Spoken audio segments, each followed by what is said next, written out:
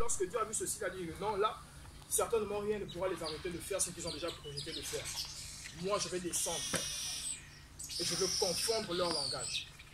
Et deuxièmement, ce que Dieu veut nous faire comprendre, c'est qu'après avoir confondu le langage, comme quoi rien ne peut aboutir s'il y a déjà une confusion.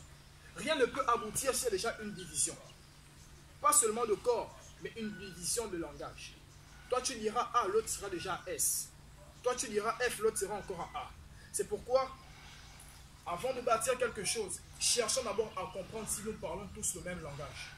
Le plus souvent, c'est ce qui a freiné beaucoup de personnes. Nous sommes tous dans la même église, mais nous ne parlons pas tous le même langage. Nous sommes tous assis sur les mêmes chaises, mais nous ne pensons pas tous de la même manière. Nous regardons tous la même personne qui prêche, nous n'avons pas tous la même intention vis-à-vis de Dieu. Lorsque Dieu est descendu, il a dit confondons leur langage. Et c'est par là que là où celui qui avait besoin du ciment demande le ciment, l'autre apporte la brique. Là où celui qui avait besoin de la brique, l'autre apporte le ciment. Et c'est par là que les choses se sont confondues. C'est par là que les choses ont commencé à aller mal.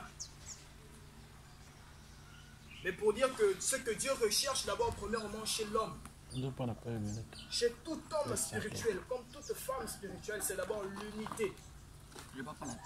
Pas d'abord l'unité entre lui et son créateur, mais l'unité d'abord avec lui-même. Il faudra d'abord que toi seul, d'abord, tu sois d'abord uni avec toi. Il faudrait que tu sois uni avec tes pensées, uni avec ton corps, uni avec ton âme et ton esprit. Ce n'est pas pour rien que l'homme a trois parties en un. C'est parce qu'il faudrait que ces trois parties soient d'abord liées. Parce qu'il y a plusieurs qui marchent, l'esprit pense une chose et le corps pense autre chose. C'est pas pour rien que la Bible dit que l'esprit est bien disposé, mais la chair est faible. Parce que quoi? L'unité des deux n'est pas encore unie. Il faudra d'abord concevoir cette unité à l'intérieur de nous. C'est pourquoi celui qui doit amener les autres à être unis doit d'abord être uni d'abord avec lui-même. Il doit d'abord être uni avec son créateur. Ne peut amener les autres à l'unité que celui qui est d'abord uni à l'intérieur de lui-même. Ne peut amener les autres à bâtir que celui qui s'est d'abord bâti lui-même. C'est pourquoi ces personnes étaient déjà bâties en eux-mêmes. C'est pourquoi ils ont dit, venons maintenant, nous allons bâtir quelque chose que nous tous, nous avons la capacité de voir et de toucher. Peut-être ce que toi tu as bâti à l'intérieur de ta vie, je ne peux pas voir, je ne peux pas toucher. Mais si nous nous associons, nous allons bâtir quelque chose qui sera bénéfique pour toi et moi. C'est pourquoi lorsque nous parlons de cette construction, nous remarquons que cela ne sera pas bénéfique à une seule personne.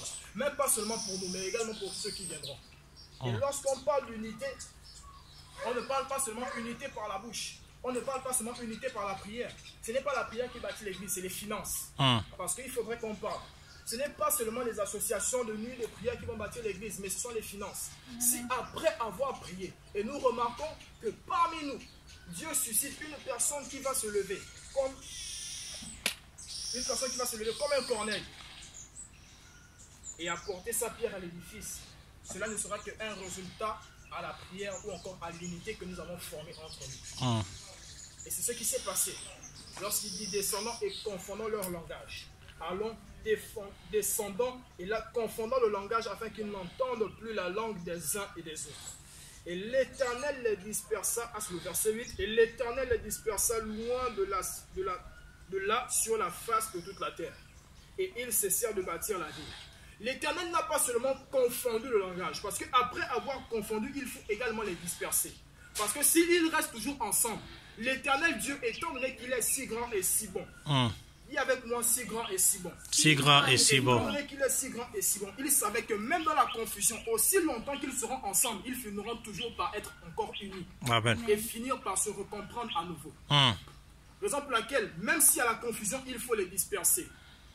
Parce que quel que soit le temps que cela prendra, même si je ne parle pas espagnol et comme on voit en Espagne, si je fais 4 ans, 5 ans, je vais commencer à maîtriser même comment on dit bonjour. Je vais commencer à savoir comment on dit je veux aller me soulager, je veux manger. Parce que quoi? La durée produit l'enseignement dans un milieu. Le temps que tu passes dans un milieu produit l'édification à l'intérieur de toi. C'est pourquoi tu ne peux pas être parmi les pécheurs si tu n'es pas conçu à l'intérieur de toi-même. Forcément, tu vas pécher. Tu ne peux pas être dans un lieu où tout le monde boit et fume, sachant que c'est ta faiblesse et tu dis que non, je peux résister. Forcément, tu vas boire et tu vas fumer. Obligatoire. C'est pourquoi l'Éternel a dit, non seulement je vais confondre leur langage, mais également je vais les disperser. C'est pourquoi Dieu voit le futur avant de voir le présent. Le futur d'un homme, c'est le passé de Dieu. Il savait que s'il est laissé là, cette tour allait toujours naître. Mais il faut qu'on puisse disperser les bâtisseurs. Je ne peux pas laisser ceux qui sont en train de monter la tour, même si j'ai déjà confondu le langage. C'est pourquoi même lorsqu'on chasse un esprit mauvais dans la vie d'une personne, il ne suffit pas de dire à l'esprit de sortir. Bon, l'esprit sort du corps, mais donne un lieu spécifique à l'esprit pour qu'il puisse retourner là où il vient. Exactement. Chaque esprit a une provenance et une destination. Si le lieu où il quitte a un nom, il sait très bien que de là où il part, il viendra entrer dans la vie de telle personne. Mais si tu fais sortir cet esprit de la vie de telle, où l'envoies-tu?